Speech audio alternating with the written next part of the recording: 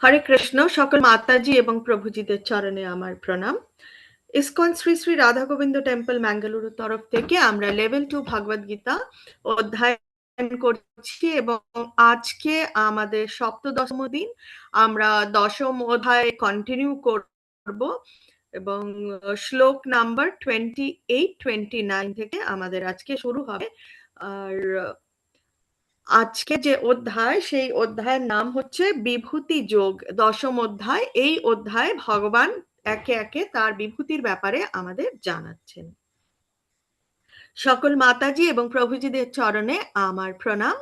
ISKCON Shri Shri Radha Govinda temple ম্যাঙ্গালুরুর তরফ থেকে সকলকে আজকের ক্লাসের জন্য সুস্বাগতম জানানো হচ্ছে। মঙ্গলাচরণ শুরু করব। ওম অজ্ঞানতিমিরান্ধস্য জ্ঞানাঞ্জনশলাকয়া চক্ষুরুন্মিলিतं येन তস্मै শ্রীগুরুভ্যে নমঃ। শ্রীচৈতন্যমনোভীষ্টं স্থাপিतं येन भूतले स्वयं रूपा कदा मह्यं ददाति स्वापदान्तिकम्। वन्देऽहं श्रीगुरो श्रीयुतपदकमलं श्रीगुरून् वैष्णवांश्च श्रीरूपं साग्रजातं सगण रघुनाथान्वितं तं सजीवं साधुवैतं सावधूतं परिजनसहितं श्रीकृष्णचैतन्यदेवं श्रीराधाकृष्णपादान् सगण ललिता श्रीविशाखान्वितांश्च। हे कृष्ण करुणा सिंधु दीनबंधु जगतपते गोपेश गोपिका कांतो श्री राधा कांतो नमोस्तुते। तप्त कांचन गौरांगी श्री राधे वृंदावनेश्वरी वृषभानु सुते देवी प्रणमामि हरि प्रिये। वाञ्छा कल्पतरुभ्यश्च कृपा सिन्धुभ्येव च पतितानां पावनेभ्यो वैष्णवेभ्यो नमो नमः। नमो विष्णुपादाय कृष्णपृष्ठाय भूतले श्रीमते भक्तिवेदान्त स्वामिनिति नामिने। नमस्ते सरस्वती देवे गौरवाणी प्रचारिणे निर्विशेष शून्यवादी पाश्चात्य देशतारिणे। जय श्री कृष्ण चैतन्य प्रभु नित्यानंद श्री अद्वैत गदाधर श्रीवासादि गौर भक्त वृंद।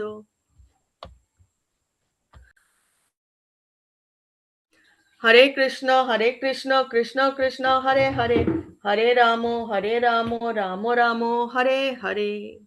निताई गौर प्रेमानंदे हरि हरि बोल। श्रीला प्रभुपाद की जय, श्रीला गुरु महाराज की जय, गुरु परंपरा की जय, श्री श्री राधा गोविंद जी की जय। ओम नमो भगवते वासुदेवाय, ओम नमो भगवते वासुदेवाय, ओम नमो भगवते वासुदेवाय।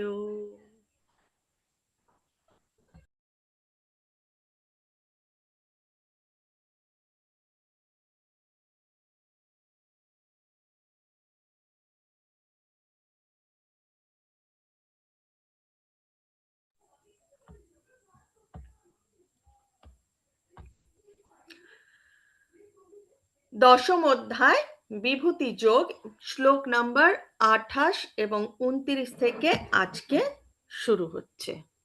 আজকে আমরা দশম অধ্যায় কমপ্লিট করে নেব এবং আগামীকাল নৃসিংহ চতুর্দশী, নৃসিংহ দেবের আবির্ভাব তিথি, যেখানে 6টার সময় ভগবানের অভিষেক করানো হয়। তো আমি টেম্পলে থাকবো। কালকে আমরা ক্লাস বন্ধ রাখবো এবং তার পরিপ্রেক্ষিতে আপনারা যদি রাজি হন তাহলে আমরা মানে শনিবার দিনও কন্টিনিউ করতে পারি। ঠিক আছে, আপনার ক্লাসের শেষে আপনারা জানাবেন যে আগামীকাল যেহেতু একটা দিন গ্যাপ চলে যাচ্ছে, সেটা মেকআপ দেওয়ার জন্য শনিবার যদি আপনারা সকলে মানে মেজরিটি যদি রাজি হয়, তাহলে আমরা শনিবার একই টাইমে 7টা থেকে 8টা অবধি আমরা ক্লাসটা কন্টিনিউ করব। তাহলে কি হবে, আমাদের একাদশ অধ্যায় যেটা বিশ্বরূপ সন্দর্শন যোগ, সেটা আমরা আগামীকাল হবে না, তো পরশু দিন অর্থাৎ শুক্রবার এবং শনিবারে আমরা কমপ্লিট করতে পারি।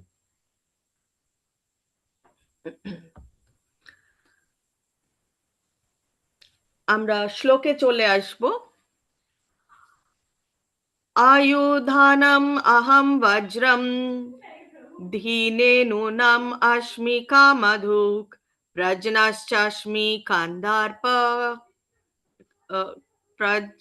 নশ্চাস্মি কান্দার্পः সর্পনাম আস্মি বাসুকিः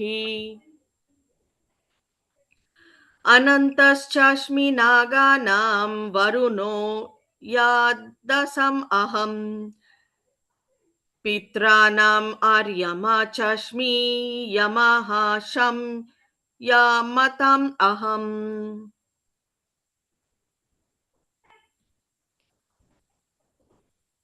অনুবাদ: সমস্ত অস্ত্রের মধ্যে আমি বজ্র।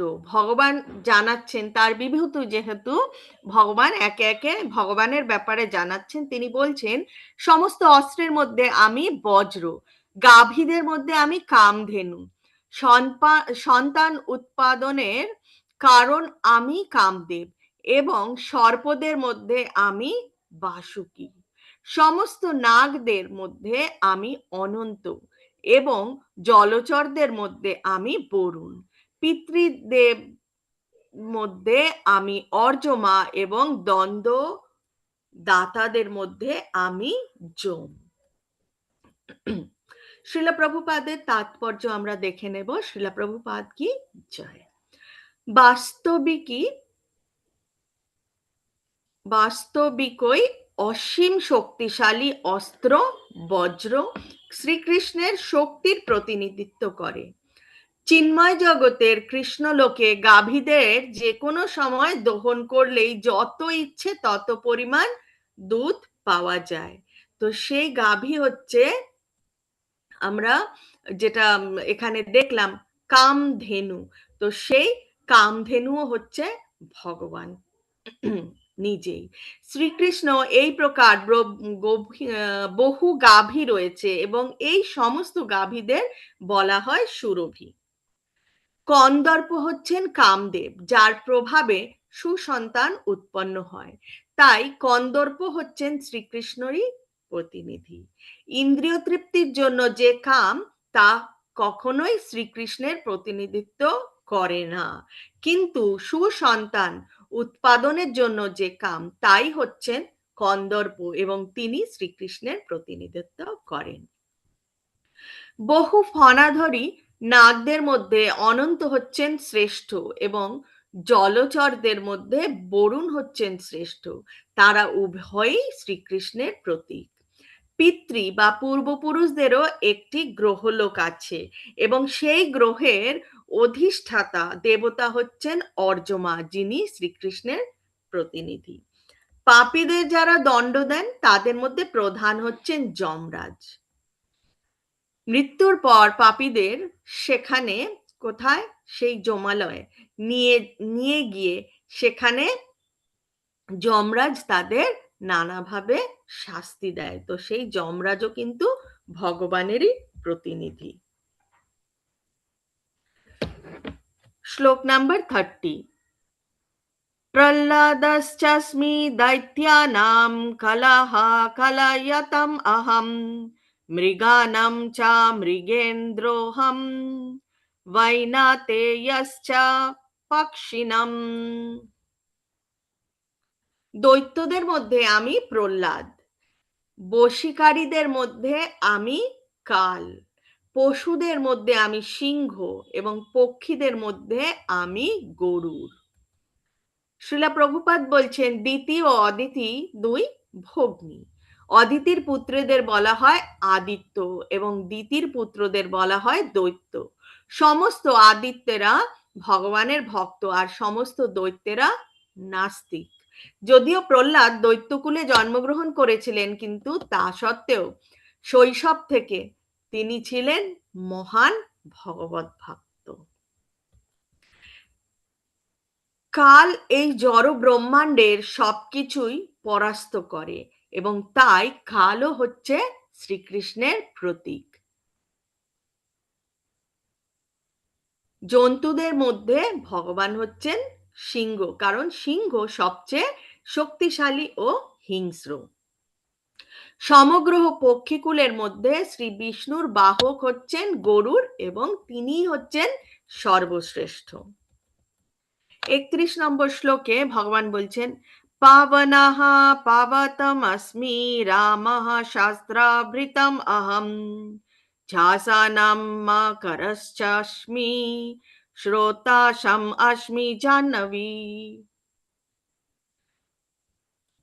পবিত্রকারী বস্তুদের মধ্যে আমি বায়ু, শস্ত্রধারীদের মধ্যে আমি পরশুরাম, মৎস্যদের মধ্যে আমি মকর এবং নদী সমূহের মধ্যে আমি গঙ্গা। সমগ্র জলচর প্রাণীদের মধ্যে মকর হচ্ছে বৃহত্তম এবং মানুষের কাছে দারুণ ভয়ঙ্কর। এভাবেই মকরও শ্রীকৃষ্ণের প্রতীক। শ্লোক নাম্বার 32, ভগবান বলছেন সর্গানামদির অন্তশ্চ মধ্যম চৈব হমার্জুনা আধ্যাত্মা বিদ্যা বিদ্যানাম বদা প্রবাদতম অহম।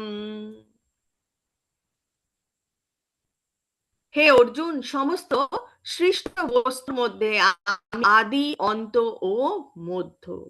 সমস্ত বিদ্যার মধ্যে আমি আধ্যাত্ম বিদ্যা এবং তার্কিকদের বাদ, জল্প ও বিতন্দাদের মধ্যে আমি সিদ্ধান্তবাদ। তাৎপর্যে বলা হয়েছে সৃষ্ট বস্তুর মধ্যে সমগ্র জড় উৎপাদন প্রথম সৃষ্টি হয়। সৃষ্টি, স্থিতি ও প্রলয়ের এই সমস্ত প্রতিনিধিরা হচ্ছেন পরমেশ্বর ভগবানের গুণ অবতার।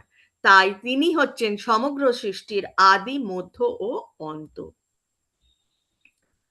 এখন শ্লোক নাম্বার 33। শ্লোক নাম্বার 33-তে ভগবান বলছেন অক্ষরানাম আকারোস্মি দ্বন্দ্বা সামাক শিক্ষয়া চ অহম এব ক্ষয়ঃ কালো ধাতাহম বিশ্বতো মুখঃ। ভগবান বলছেন সমস্ত অক্ষরের মধ্যে আমি অকার, অ দিয়েই শুরু হয়, তাই সমস্ত অক্ষরের মধ্যে ভগবান অকার। সমাস সমূহের মধ্যে ভগবান বলছেন ভগবান হচ্ছেন দ্বন্দ্ব সমাস। সংহারকারীদের মধ্যে ভগবান মহাকাল রুদ্র এবং স্রষ্টাদের মধ্যে ভগবান ব্রহ্মা। সংস্কৃত বর্ণমালার প্রথম অক্ষর অকার হচ্ছে বৈদিক সাহিত্যের প্রথম অক্ষর। অকার ছাড়া কোনো শব্দের উচ্চারণ সম্ভব নয়, তাই অকার হচ্ছে শব্দের সূত্রপাত এবং সেটাও ভগবান শ্রীকৃষ্ণের প্রতীক। সমস্ত বিনাশকারীদের মধ্যে কাল হচ্ছেন চরম, কারণ কালের প্রভাবে সকলেরই বিনাশ হয়।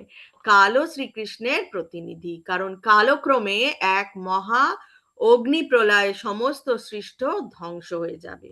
সমস্ত স্রষ্টা জীবদের মধ্যে চতুর্মুখ ব্রহ্মাই হচ্ছেন প্রধান এবং তিনিও হচ্ছেন ভগবান শ্রীকৃষ্ণের প্রতিনিধি। শ্লোক নাম্বার 34, ভগবান বলছেন মৃত্যু সর্বহরশ্চাহম উদ্ভাবশ্চ ভবিষ্যতম কৃতিঃ শ্রীর্ভাগ চ নারীণাম স্মৃতির্মেধা ধৃতি সমা। সমস্ত হরণকারীদের মধ্যে আমি সর্বগ্রাসী মৃত্যু, ভাবিকালের বস্তু সমূহের মধ্যে আমি উদ্ভব, নারীদের মধ্যে আমি কীর্তি, শ্রী, বাণী, স্মৃতি, মেধা, ধৃতি ও ক্ষমা। জন্মের পর থেকে প্রতি মুহূর্তেই মানুষের মৃত্যু হতে থাকে। এভাবেই মৃত্যুর প্রতি মুহূর্তের প্রতিটি প্রাণীকে গ্রাস করে চলেছে, কিন্তু তার শেষ আঘাতকে মৃত্যু বলে সম্বোধন করা হয়। এই মৃত্যু হচ্ছে শ্রীকৃষ্ণ। সমস্ত পরিবর্তনের মধ্যে প্রথম হচ্ছে গর্ভ থেকে সন্তান প্রসব এবং সেটাও ভগবানেরই শক্তি।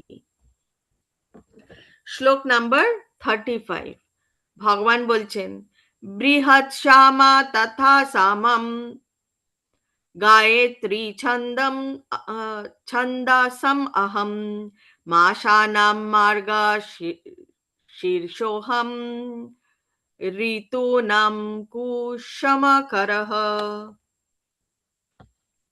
সমবেদের মধ্যে আমি বৃহৎ শ্যাম এবং ছন্দসমূহের মধ্যে আমি গায়ত্রী, মাস সমূহের মধ্যে আমি অগ্রহায়ণ এবং ঋতুদের মধ্যে আমি বসন্ত। বেদের মধ্যে ভগবান হচ্ছেন সামবেদ। সামবেদে বিভিন্ন দেবতাদের দ্বারা গীত, অপূর্ব সুন্দর সঙ্গীত সমূহের দ্বারা সমৃদ্ধি আছে। তো সেই সামবেদও হচ্ছে ভগবান শ্রীকৃষ্ণ। শ্রীমদ্ ভাগবতে গায়ত্রী মন্ত্রের উল্লেখ করা হয়েছে। যেহেতু গায়ত্রী মন্ত্রের মাধ্যমে ভগবানকে উপলব্ধি করা যায়, তাই সেই গায়ত্রী মন্ত্র হচ্ছে ভগবানের প্রতীক। সমস্ত মাসের মধ্যে অঘ্রাণ মাসকে শ্রেষ্ঠ সময় বলে গণ্য করা হয়, কারণ ভারতবর্ষে এই সময় ক্ষেতের ফসল সংগ্রহ করা হয় এবং তাই জনসাধারণ সকলেই এই সময় গভীর সুখে মগ্ন থাকে। তাই সেই অঘ্রাণ মাসও ভগবানের প্রতীক। বসন্তকালে শ্রীকৃষ্ণের লীলাসমূহকে স্মরণ করে অনেক মহোৎসব উদযাপিত হয়। তাই এই বসন্ত ঋতুকে সর্বাপেক্ষা আনন্দ উজ্জ্বল ঋতু বলে গণ্য করা হয় এবং একেই ঋতুরাজ বসন্ত বলে জানা যায়, এবং সেই ঋতুরাজ বসন্ত হচ্ছে ভগবান শ্রীকৃষ্ণের প্রতিনিধি। এখন ভগবান বলছেন, দ্যুতম চালায়তম অস্মি তেজস তেজস্বিনম অহম জয়োস্মি ব্যাবসয়োস্মি সত্বম সত্ত্বাবতম অহম। ভগবান বলছেন, সমস্ত বঞ্চনাকারীদের মধ্যে আমি দ্যুতক্রিয়া এবং তেজস্বীদের মধ্যে আমি তেজ, আমি বিজয়, আমি উদ্যম এবং বলবানদের মধ্যেও আমি বল। সমগ্র ব্রহ্মাণ্ডে নানা রকম প্রবঞ্চনাকারী রয়েছে। সব রকম প্রবঞ্চনার মধ্যে দ্যুতক্রিয়া হচ্ছে শ্রেষ্ঠ, তাই তাও শ্রীকৃষ্ণের প্রতীক। বিজয়ীদের মধ্যে যে জয়, সেই জয়ও হচ্ছেন ভগবান এবং ভগবানই হচ্ছেন তেজস্বীর তেজ, উদ্যমী এবং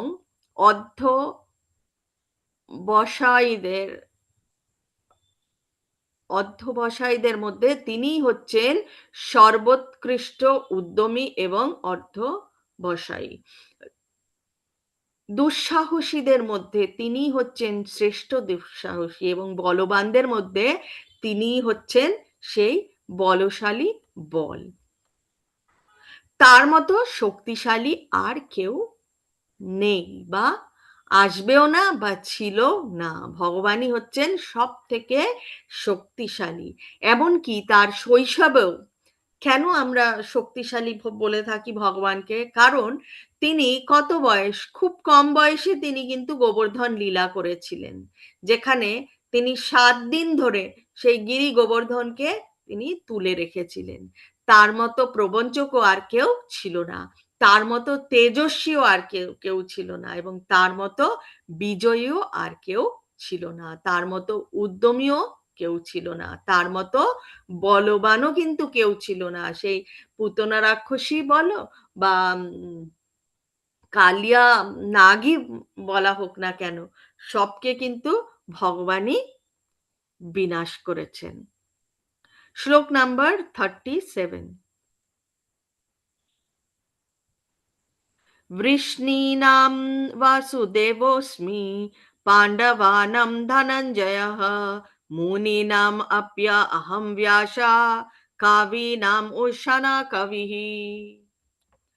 ভগবান বলছেন, বৃষ্ণীদের মধ্যে আমি বাসুদেব এবং পাণ্ডবদের মধ্যে আমি অর্জুন, মুনিদের মধ্যে আমি ব্যাসদেব এবং কবিদের মধ্যে আমি শুক্রাচার্য।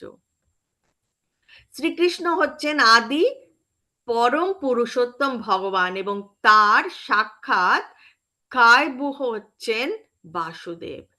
পাণ্ডু পুত্রদের মধ্যে অর্জুন ধনঞ্জয় রূপে বিখ্যাত, তাই অর্জুনকেও বলা হচ্ছে শ্রীকৃষ্ণের প্রতিনিধি।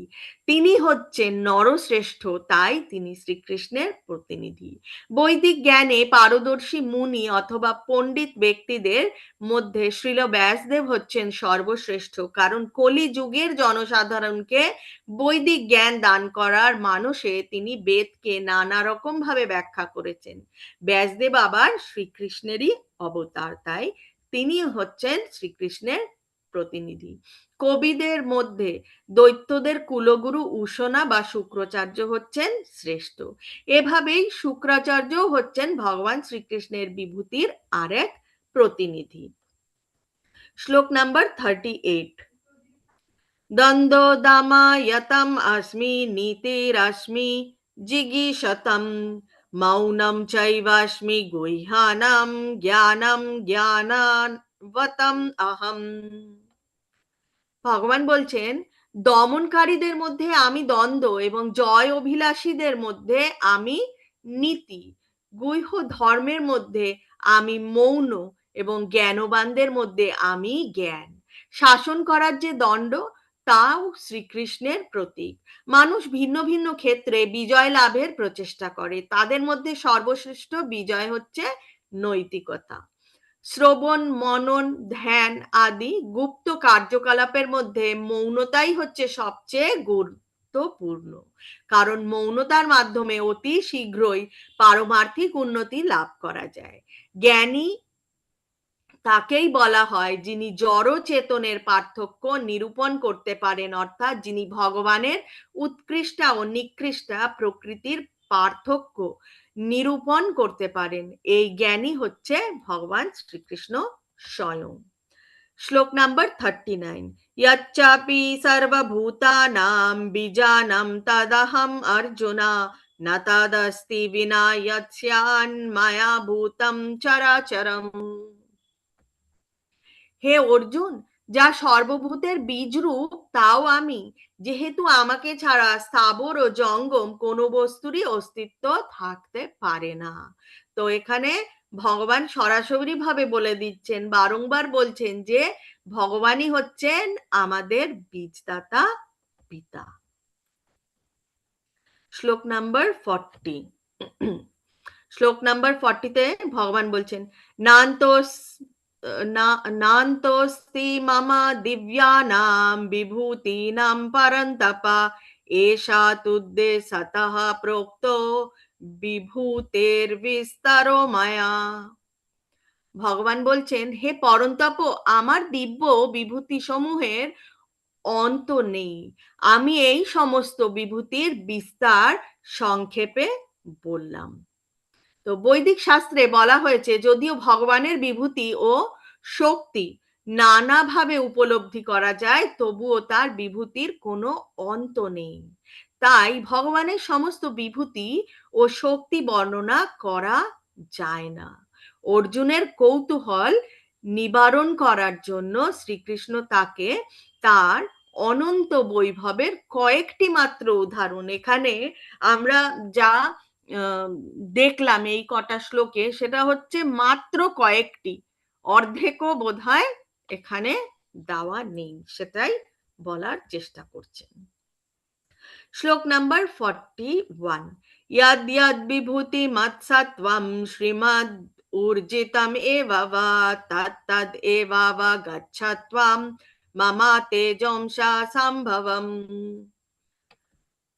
ভগবান বলছেন, ঐশ্বর্যযুক্ত শ্রী সম্পূর্ণ বল প্রভাবাদীর আধিক্যযুক্ত যত বস্তু আছে সে সবই আমার তেজাংশ সম্ভূত বলে জানবে। এই জড় জগতেই হোক বা অপ্রাকৃত জগতেই হোক, যা কিছু মহামান্বিত বা সুন্দর তা সবই ভগবান শ্রীকৃষ্ণের বিভূতির নিতান্তই আংশিক প্রকাশ মাত্র।